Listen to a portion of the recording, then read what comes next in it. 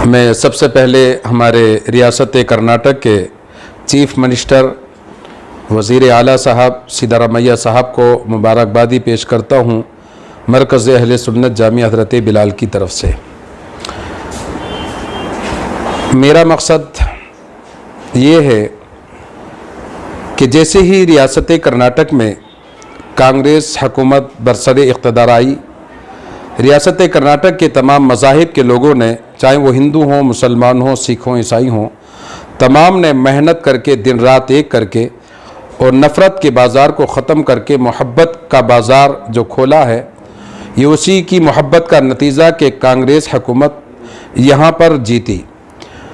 जीतने के बाद मरकज़ अहले सुन्नत जामिया हज़रत बिलाल में उलमा की तरफ से एक नशिस्त हुई कि रियासत कर्नाटक में इस मरतबा तमाम मुसलमानों ने 88% से ज़्यादा वोट कांग्रेस हुकूमत को दिया है और कांग्रेस हुकूमत जीत चुकी है।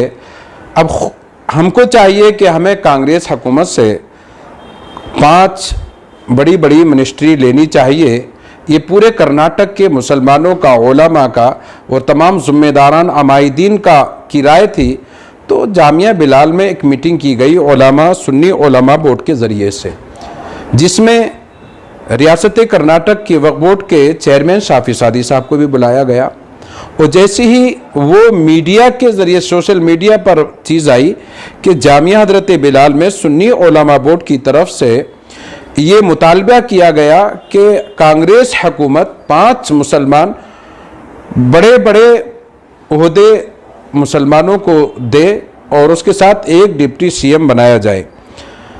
जैसे ही सोशल मीडिया पर आई तो इतना बड़ा हंगामा, ऐसा लगा कि कोई चीज़ किसी चीज़ का इंतज़ार कर रही थी, या हसद का बाज़ार या बुग़्ज़ का बाज़ार एकदम बंद था, उसे खोलने के लिए कोई इंतज़ार कर रहा था। लोगों में इस तरह की बातें आई, एकदम इंटरनेशनल मीडिया की तरफ से ऐसी चीज़ आई कि ये सुन्नी उलमा कौन होते हैं, ये बात करने वाले कौन होते हैं, ऐसा इस तरीके की बातें आई कि जिसे सुनने के लायक भी नहीं। जबकि डिबेट में बैठने वाले या वीडियो जारी करने वाले, क्या उनको मालूम नहीं है कि जामिया बिलाल रियासत कर्नाटक का एक मरकज़ी इदारा है। यहाँ पर दारुल क़ज़ा है, 10,000 से ज़्यादा मुक़द्दिमात यहाँ पर हो चुके हैं। यहाँ पर दारुल इफ्ता है, रियासत कर्नाटक के अहले सुन्नत व जमात का एक मरकज़ी इदारा है। कुछ भी मामलात होते हैं तो जामिया बिलाल की तरफ लोग रुख करते हैं, उलमा हों, अमाई दीन हों।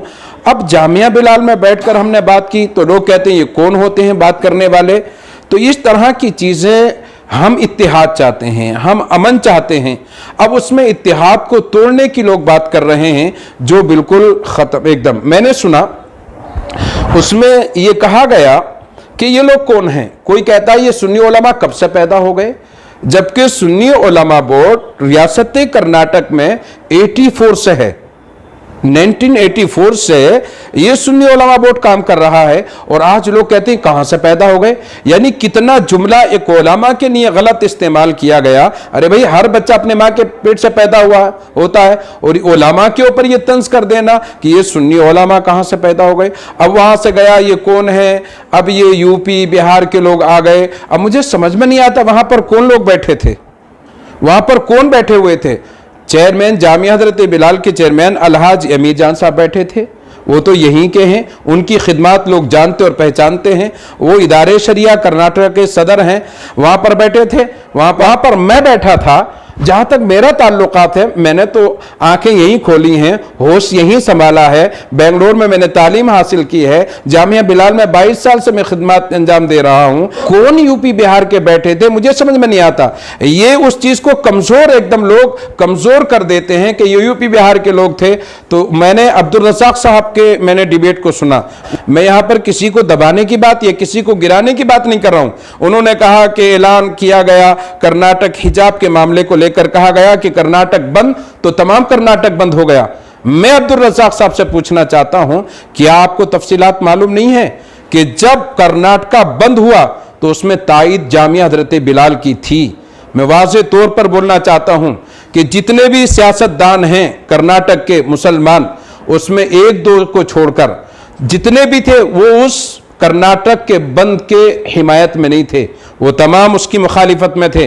वो तमाम अलहाज अमीर जान साहब और मुझसे फ़ोन पर रब्ता कर रहे थे और उन्होंने ये कहा था कि जो जामिया बिलाल की ताईद है उस ताईद का ऐलान आप कर दीजिए, हमारी ताईद नहीं है, आप बोल दीजिए कि हम उसकी हिमायत में नहीं हैं।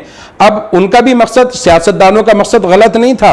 वो ये कह रहे थे कि अगर ऐसा हो गया तो कहीं कर्नाटक में हिंदू मुसलमान ना हो जाए, लिहाजा मुसलमान बंद करेंगे तो एक अलग एक चीज़ें आ जाएंगी। तो सियासतदान हजरात बोल रहे थे कि अमीर शरीयत ने कहा है कि कर्नाटक बंद है और जामिया बिलाल ये बरेलवी मकतब फिक्र का इदारा है, आपके लोग ज़्यादा हैं तो आप हिमायत वापस ले लें।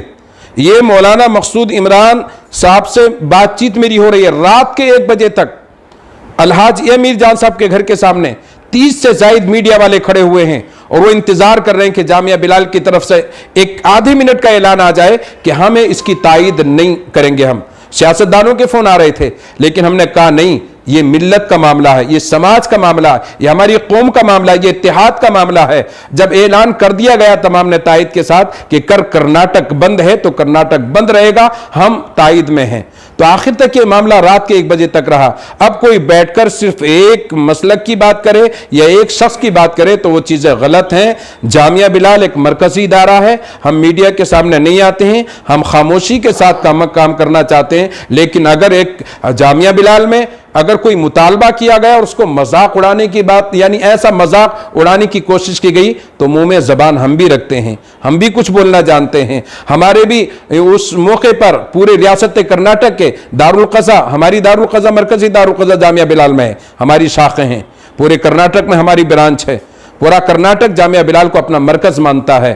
मरकज की जामिया बिलाल की आवाज़ पूरी रियासत कर्नाटक की सुन्नी आवाम की आवाज़ होती है। तो हमको डिबेट में बैठकर हिजो ना की जाए, मजाक ना उड़ाया जाए। हम मीडिया के सामने ज़्यादा नहीं आते हैं, हम खामोश तरीके से काम कर रहे हैं। तो हमें आगे बाहर आने के लिए ना कहा जाए। और उलमा पर, आज उलमा बाहर से आए हुए वहाँ पर वोट देते हैं, उनका वोट देने का हक है।